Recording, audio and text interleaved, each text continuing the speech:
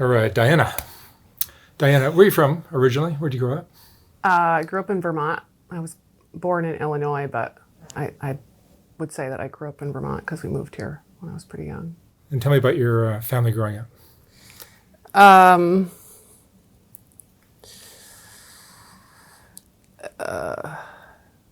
Messy parents, messy drug addict parents. Mm. They were only together until I was probably 3 or 4 or 5, something like that. 4 kids. Lots of stepdads. Feral child. We like raised ourselves and weren't really given any kind of tools to do that, because kids don't have that. They don't just naturally possess it. And so it was a free for all, kind of on your own. Older siblings acted more like parents than my actual parents. And they were all fucked up too. So what are they gonna, you know, How would you describe your childhood? a fucking mess. Just an absolute shit show. I mean, there were obviously like sprinkles of happiness, and my mother's an artist, so there are memories of art and music and, some nurturing, but at some point in her own childhood, her maternal instinct was just removed or damaged too deeply to be like an animal mother. And I think that Drugs seem to become the first priority. drugs and alcohol, and well, mainly men, because even when she's like sober, her man is more important and takes priority over anything else. Kids are sort of like the consequence of a relationship, but not necessarily. I can't even remember the first time I heard I never wanted kids and I never wanted to be married. Like it was just like from 3 to 4 or 5 that was. We just knew that. We just knew that was how she felt, and it was hugely apparent in her behavior that it was not something that she did joyfully. It was sort of like, I just have to deal with you guys. So, which is unfortunate because she was like, my mother and father are both incredibly talented, intelligent people.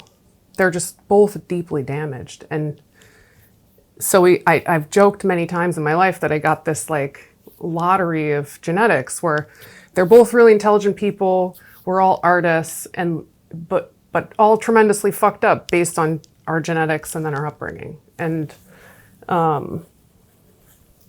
yeah, it's unfortunate because they could have nurtured that.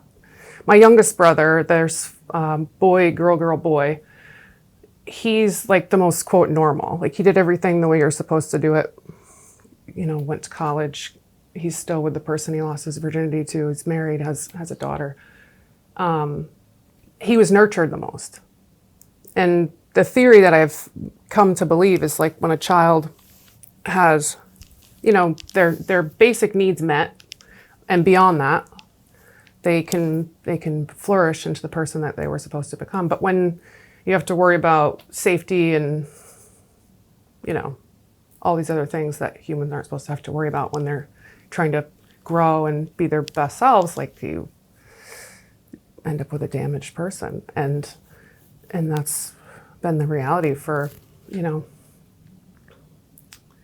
my mother's kids and for myself. And this journey that I've been on of trying to unfuck that, like unfuck my head to the point where, I luckily realized really young that I had a pretty dysfunctional relationship with alcohol and knew that like the way I drank wasn't normal, really young, like 19 was the first time that I like went straight edge, didn't know I was what an alcoholic was or that I was one.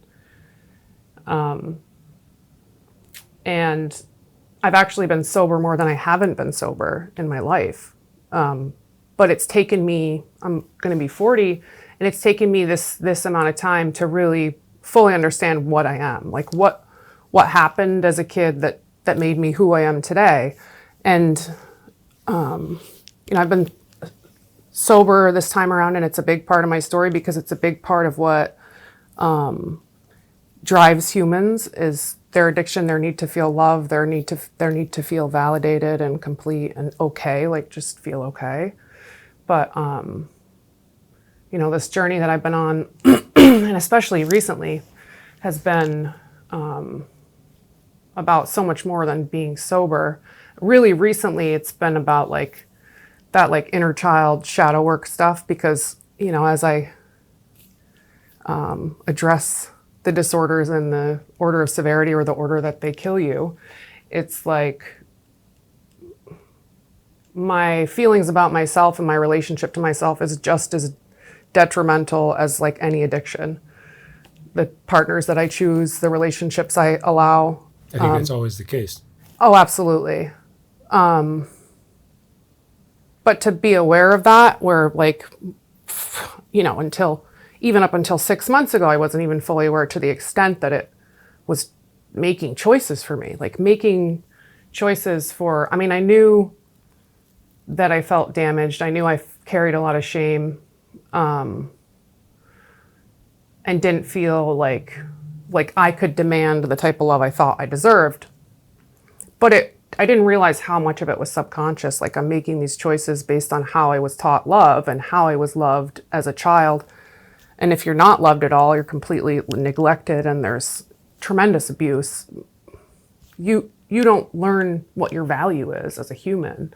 And so if you don't possess that, you look for it everywhere else. And I've looked for it in drugs and alcohol and relationships and food and shopping. And that's what I hope people learn from my videos is that the drug addiction is not the problem. The drugs and the alcohol are a symptom of the problem. A symptom of the problem. Absolutely. And the actual problem is the inability to love yourself, which comes usually from one or two neglectful parents. Yeah, the love that you have for yourself directly reflects the love that you're taught. Like, you're taught what love is. You're taught this is what your place in the world is. This is what love means.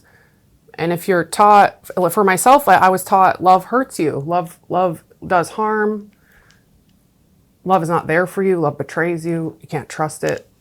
And so my relationships mirror that. You know what I mean? Like, the men that I've chosen to be in relationships with, my ex-husband, like, they mirror that. It's, familial, that whole like. There's a reason Absolutely. Some women will keep ending up with partners who physically abuse them. And this time around has been, I look at the timeline of my life, and I've been in 3 big relationships, and the first 2 were pretty much identical. And it mirrors the path that I've been on of like self-growth and like healing, and they mirror it completely. And, they progressively got better, but they also in just as many ways stayed the same. And this last year, I've just been like, I bought a house with somebody that I didn't even know, who was that love that I had like only ever known and didn't even know that I fully comprehend that's what I was doing. But like 9 months ago, I started, I have complex PTSD and like, addiction and all this stuff. And like 9 months ago, I started looking into like microdosing and neural pathways and just sort of trying to change those like thought processes around things I felt like I couldn't control. I couldn't control how my brain reacted. I couldn't control how, a lot of things, because it's so hardwired from birth when you're in that environment. And I think that was like a big catalyst into the changes that I've experienced in the last like 9 months or so of coming to these big realizations about myself and my life, and how, and having to dig deep into the childhood stuff, and then also look at how I did the same shit as a mom. Like, that was like, that's rough, man. When you see yourself doing the same things I did. I don't now. Thank God. I've been sober for 8 years, and it was like a 1.5 year relapse before that, and sober what was your drug? For 7 years Alcohol? before that. I was alcohol forever, and then 10 years ago, I was in a relationship with somebody who turned out to be a drug addict, and in hindsight, it seems so simple to just like jump ship, but I thought I could save him and help him, and just fucking went down with him. What was that? What drug was that? Opiates. My sister is a lifetime hard drug user, and I thought I had like dodged that bullet because I was over 30 when I ended up getting hooked by it. But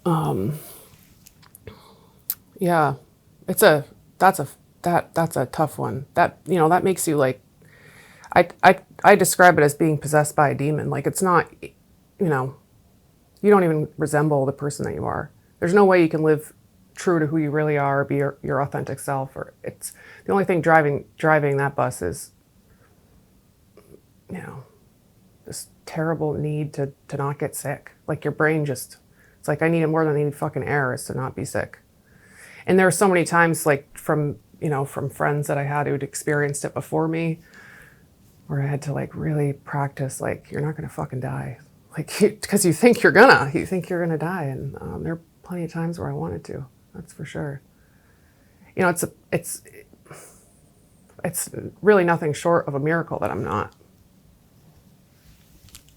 still in it, and still there's so many people that I know that still are, and I stopped right at the time where fentanyl just started really hitting, like Vermont. You're lucky. Absolutely, like right after. I got sober in 2016, and like right after that, people just started dropping.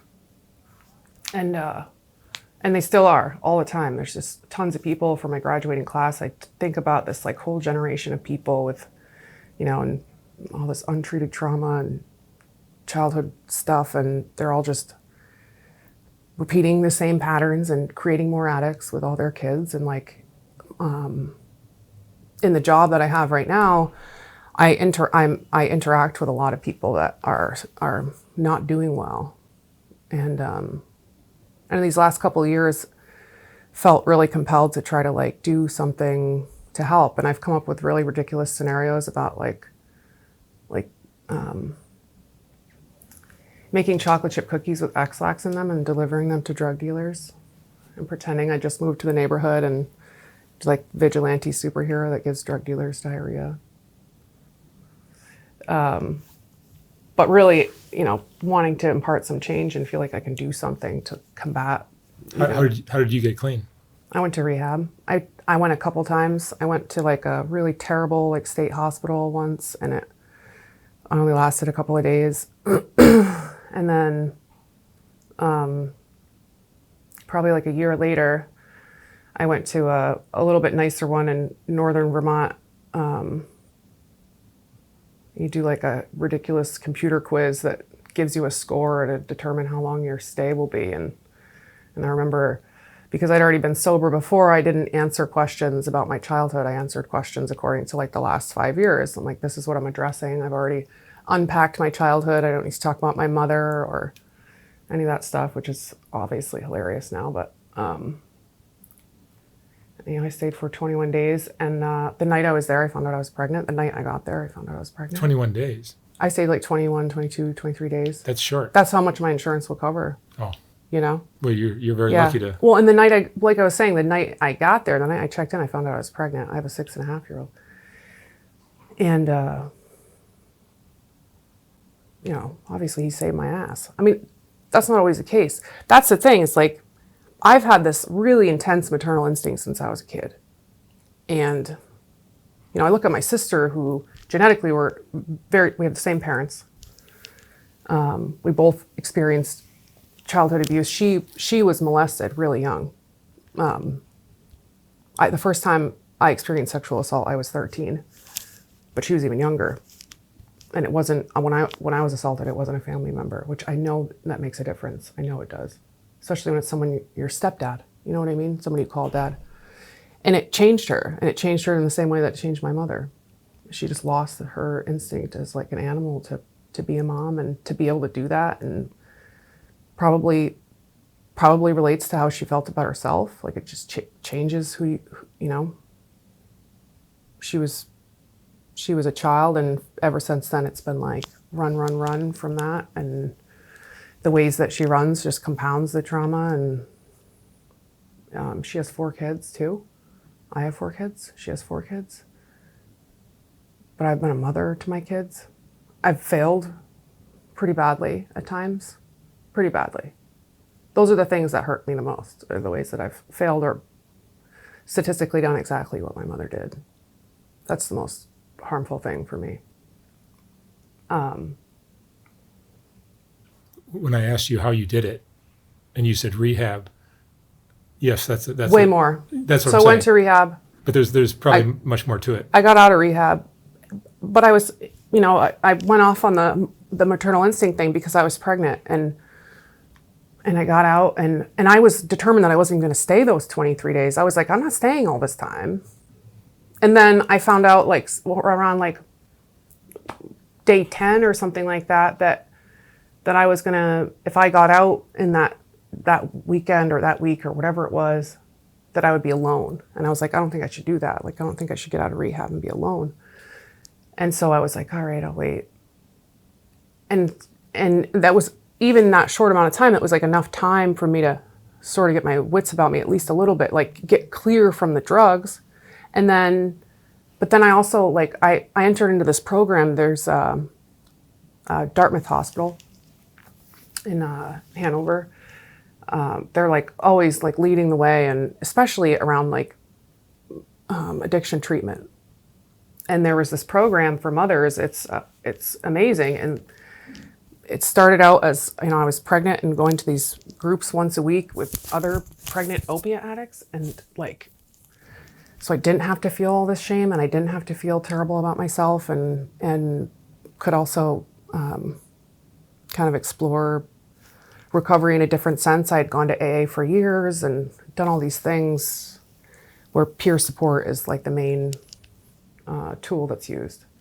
But this was a completely different scenario. And then they created this program where once you have your child, there's like a grandmother down the hall who watches the baby, and they have like a nurse practitioner on site. They have like resource specialists. You have like one-on-one psychiatry therapy, and then group stuff. And it's all in one building, one hallway.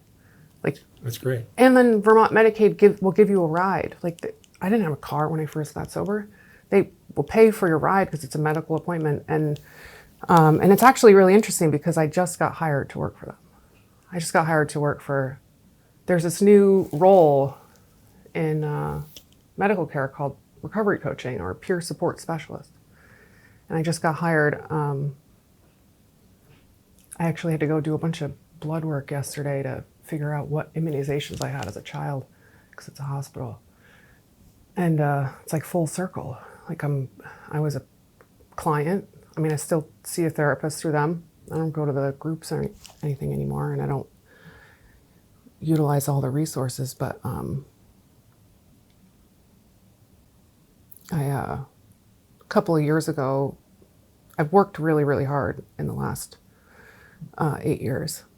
And I saved up fucking $40,000, which might as well be $1 million to me. And I bought a house for my kids. And then the relationship ended, and it's like threatening to fucking take it. It's like, because like an idiot, I was like, this is forever. I paid for all of it, which I shouldn't have been able to do. But I made you an owner because you had a good credit score, and it got us a little bit more. And I knew I shouldn't have. Like for years when I was planning this, I was like, do it by yourself so nobody can take it from you. Do it by yourself. And that was the plan.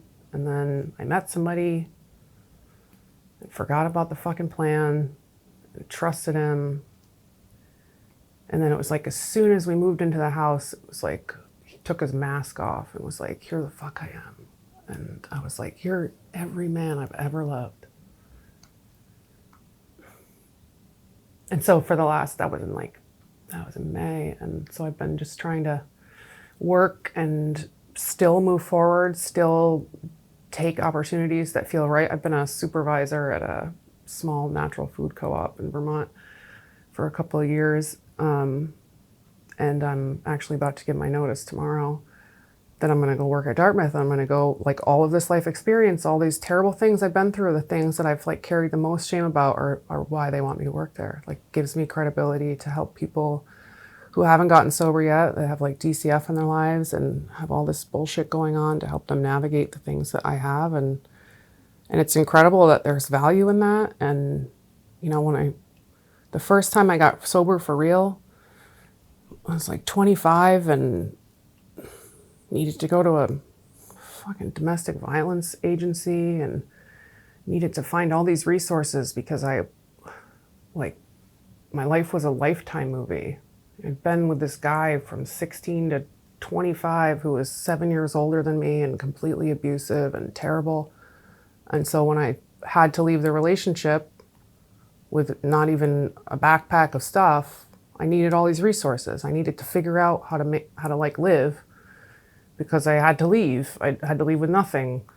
And I was running into all these professionals who had never lived any of the stuff I was trying to do. Like being criticized by a woman who's supposed to be like helping me leave this terrible abusive relationship, and you know, many other instances where I was dealing with someone who clearly hadn't lived what I was trying to live through. And that was kind of a motivation a long time ago. I went to school and I wanted to be somebody who had done what people are trying to do. So I explored human services and especially, you know, addiction treatment. But then I relapsed and felt like I didn't have any credibility. So I kind of moved away from it and went back to the restaurant world. And now, you know, find myself here again where I feel like I do have the credibility again. And I do have the, you know, even more on my resume of what I've been through and experienced and know how to navigate. And especially mothers, like this whole program that I'm going to go work for is parents. It's parents who have simultaneous addiction issues and DCF involvement. And like, how do they navigate building a program that they feel will help them be successful, and like, what do they need to be successful, and asking them what that is instead of telling them what it is, telling them what this is what you need to do to be successful and be okay.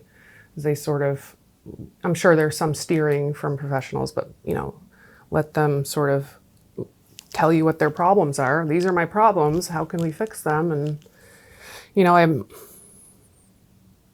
think about like that child or myself, like if I'm worrying about shelter and food and safety and whether my kids are going to be with me, or I can't worry about, you know, going to school or what I want to do to make money, or even therapy, you know what I mean? Like if my basic needs are not met, like I'm not worried about being my best self. I'm worried about eating, worried about making sure that I don't lose my fucking house, you know?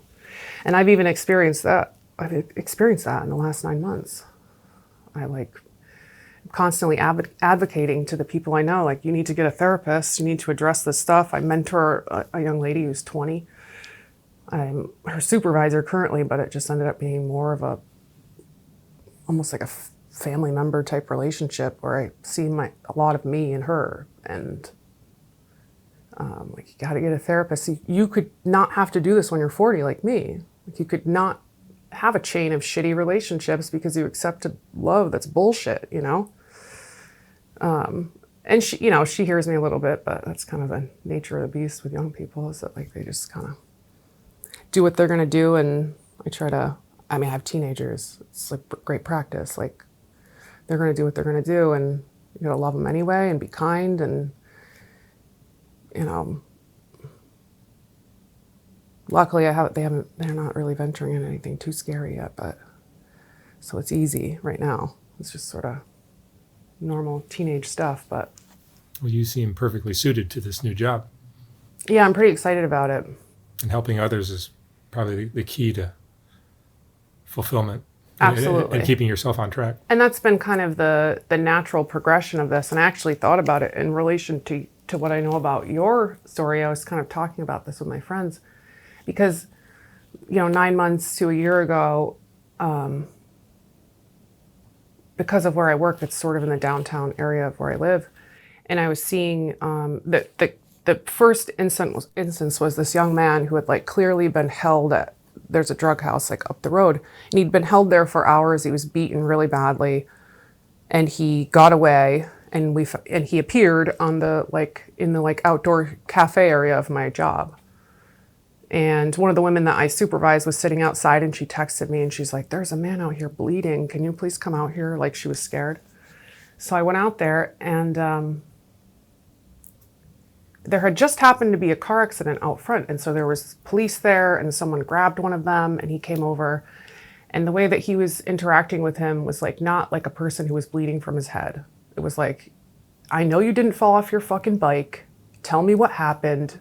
You know, like, what the fuck, man? Like, he's bleeding from his head. Like, can't you fucking deal with like the drug dealers later? Like, I understand that that's who you want, but this is a person who's bleeding from his head.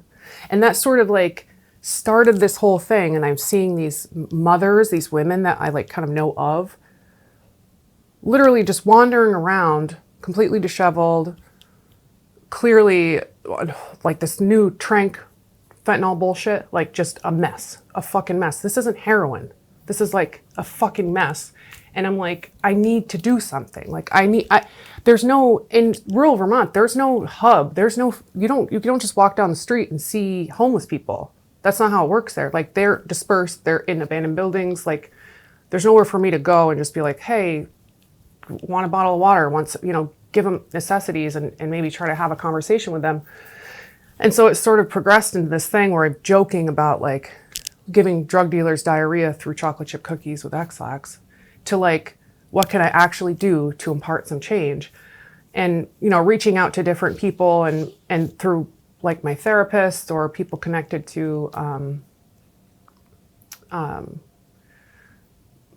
the addiction outpatient at Dartmouth, like, what can I do to help? And then it just turned into this thing like, well, we have this job. You should apply for it. You should apply for this position. And then I look at the job description. It's like, oh, you need a bachelor's degree and all this stuff. And I'm like, why are you telling me to apply for this? Like, I don't have these credentials. I don't have these degrees.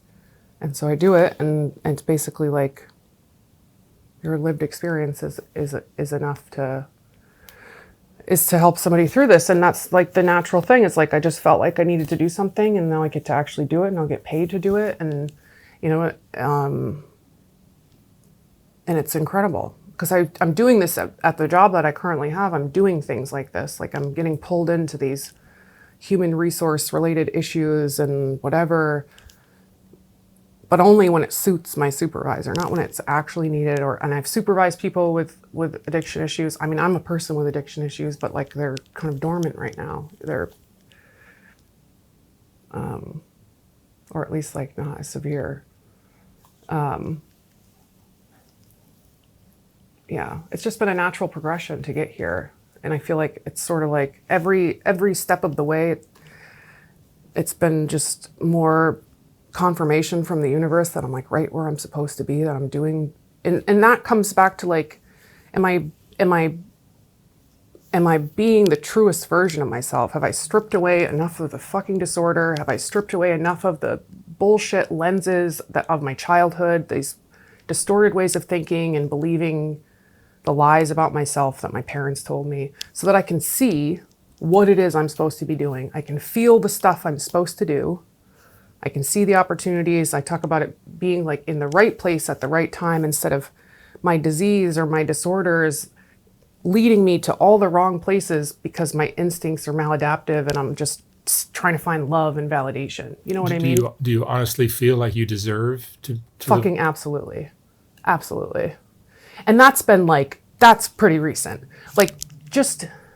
That's like the most important. The catalyst was like this relationship fucking imploded. And I'm sitting on my porch and I'm like, who the fuck is this person? Like, I don't even know who this person is.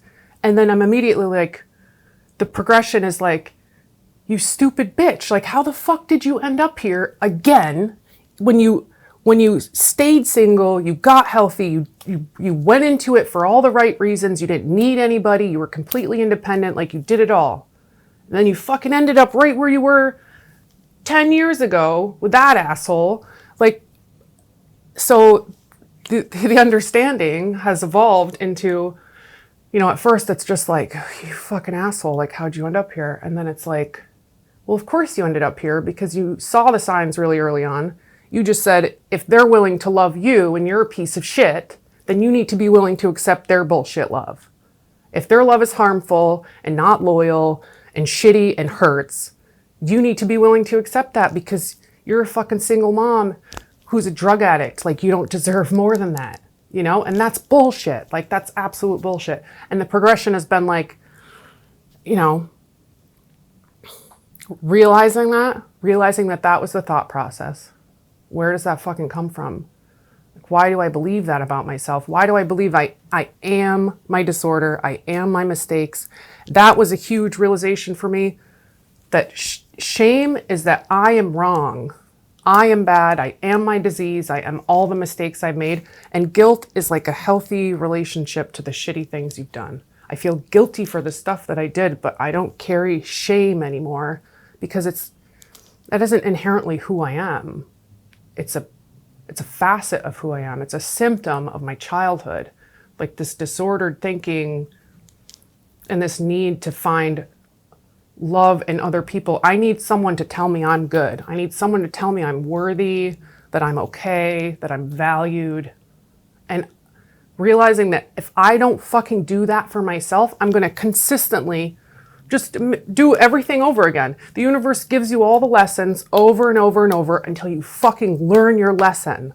Touch the stove 10 times, burn my hand 10 times until I'm finally like, okay, I see now. I get it. I get the lesson. I'm not going to do it again. I've recognized what I needed to learn. And that's just how life goes sometimes. Like I could regret that I wasn't aware enough to make better choices or didn't love myself enough to make better choices. But I'm so grateful that at least I fucking know now, like I know these things now. And it's like, you can't, once you look behind the curtain, you can't close it again, like I'm grateful for that. I mean, I guess if I relapsed or, digressed somehow, I could forget the things that I've. Is there any chance of that? I don't think so. I mean, I don't want to say that it's not possible because I feel like there's a little bit of like danger in doing that. But I think that especially with the progression of my disease, like there's these theories that like it progresses while you're sober. And the progression for me was like, I became like straight edge as a kid. And then I got fucking married at 21 and became a mom and was with this terrible older guy and was, quote, sober, but there was no recovery. So it was, just progressing. I was still emotionally 14 years old and trying to go through these things. And when the relationship ended and it was traumatic, I coped exactly how I always had, which was through alcohol. I started smoking cigarettes again. And my disease progressed in a couple of years to where I'm like dabbling in opiates, got sober, was sober for 7 years. And when I relapsed again, it was like straight shot to opiates from there. When I'm like, oh, I dodged a bullet. I'm like, everybody around me is addicted to opiates. I'm good.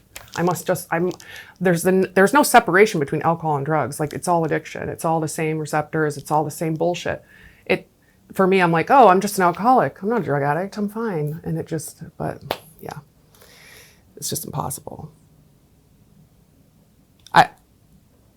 I experienced enough hell with opiate addiction, and it's still so visceral. Even 8 years later, it's still so visceral. Like I had to go get blood drawn yesterday for the second time in like 4 days because they couldn't get it the first time because I just have terrible veins anyway.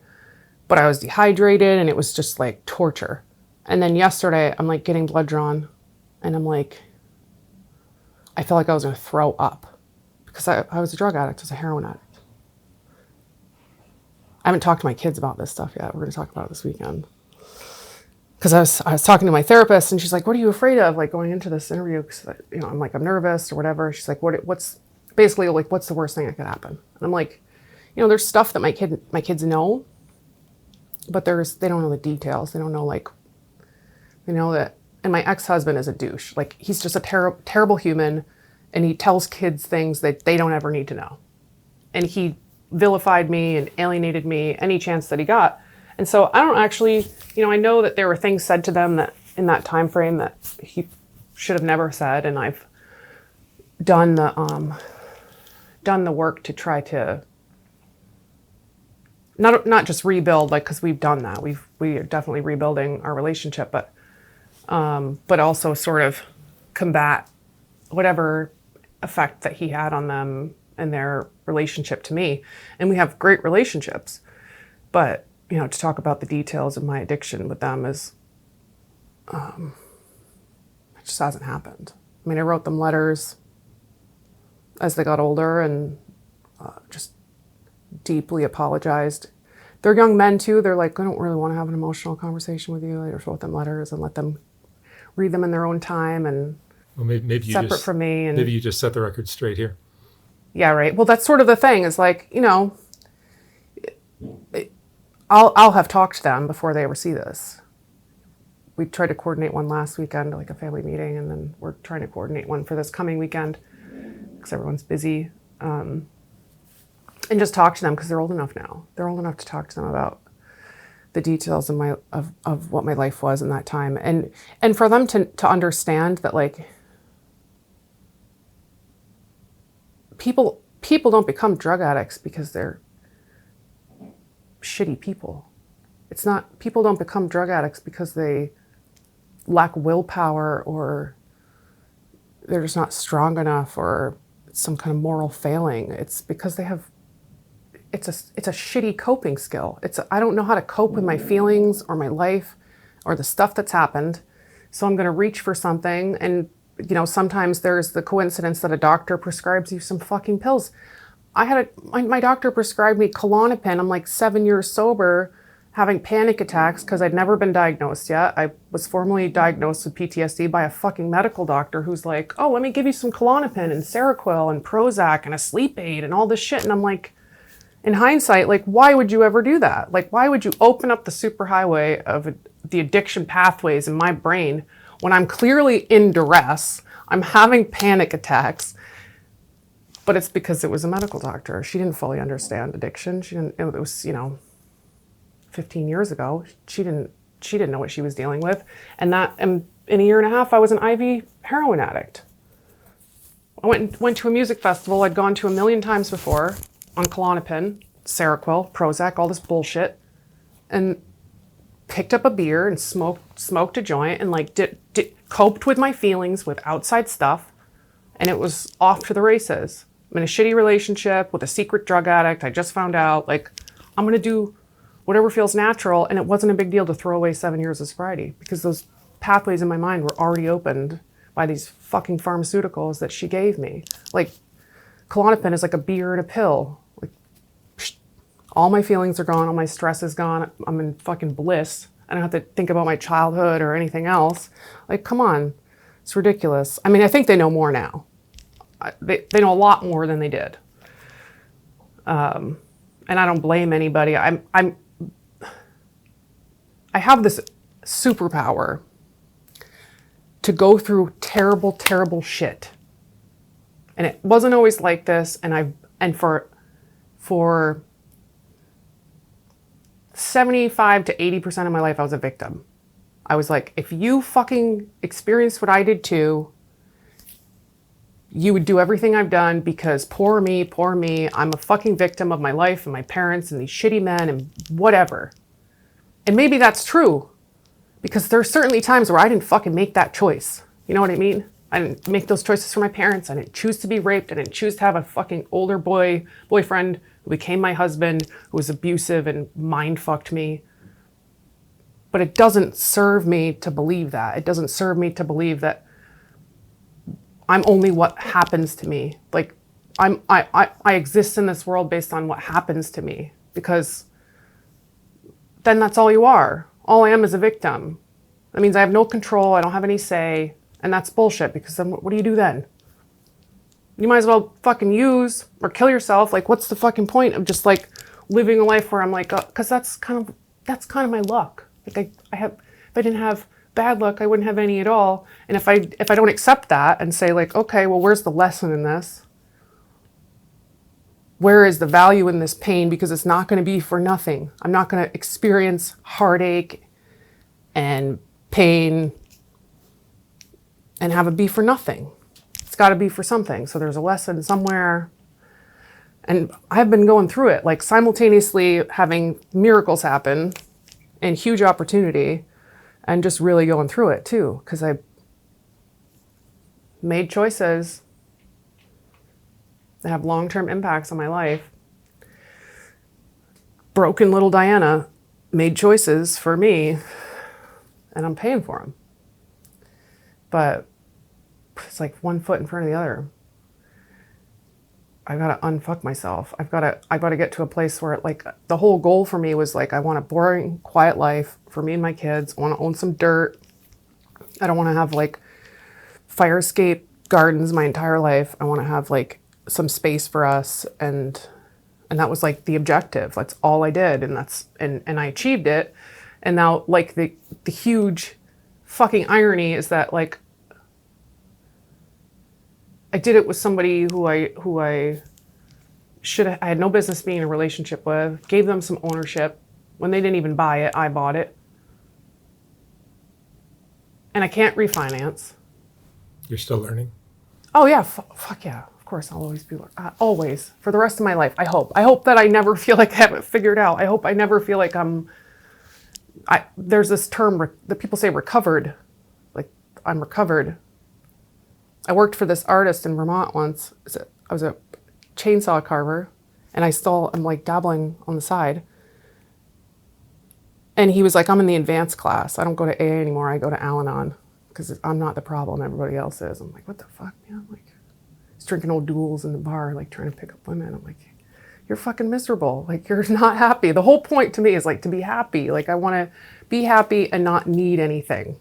I want to possess everything I need to feel okay, to feel loved, to feel like, you know, I can cope with my feelings and life. And that's sort of the whole, for me, and I'm sure it's individual to everybody, is like recovery or sobriety is, I'm not reaching for anything outside of me. Like I possess all the skills that I need to deal with my life and my feelings.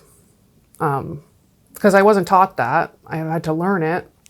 And I fucking fail all the time. Like the stronger the emotional attachment to a situation, the worse I respond. Like it's just autopilot. And that's kind of the work I've been trying to do lately, is like that autopilot stuff, that like changing those thought processes, and it's happening. It's happening. When I look at my past and these, you know, big breakups, trauma from relationships, and 1, 2, 3, one relapse, 2 relapse, 3 no fucking relapse. Didn't even, and I went through this traumatic event where my PTSD was fully triggered, and I'm on like the other side of it. And I took a day off of work because I hadn't slept in days. I didn't even shower because I was too scared to shower, to be vulnerable in my own house. And I'm sitting on the porch talking to my brother in the sunshine on this porch that I bought. And I'm like realizing that I'd gone through this really traumatic event where my whole nervous system responded like, you are gonna die. And not once did it cross my mind to drink or use. It's a great sign. That's fucking amazing. That's not supposed to happen. That's not supposed to fucking happen. My brain is supposed to want to escape. It's supposed to want to run the fuck away from scary stuff. It's run as fast as you can. And it's mushrooms. It's microdosing, neuroplasticity, and like retraining the neural pathways in my mind to be able to actually see other options instead of only having this tunnel vision when it feels like my childhood, when it feels like these deep, deep memories of like, this is what's always happened. You're microdosing with what? Psilocybin. I have. And it changed things. It absolutely did. I mean, that was the first time I had actual evidence that something is different. Because it wasn't until I was on the other side of it where I went through an event that I've been through many times in my life where my partner was making me feel afraid and I was scared for my fucking life and I didn't use or drink. I didn't even think about it. Recovery is like, the thoughts will always be there. That's the idea. That's what we're told. The thoughts will always be there. You just create a buffer between the thought and the action. You don't destroy your life because you're scared. And it was like direct evidence that it was working. That's great. Yeah, it's amazing. All right. Yeah. Diana, thank you so much for sharing your story. Yeah. Wish you lots of continued success. That's the plan. Thank you. Yeah.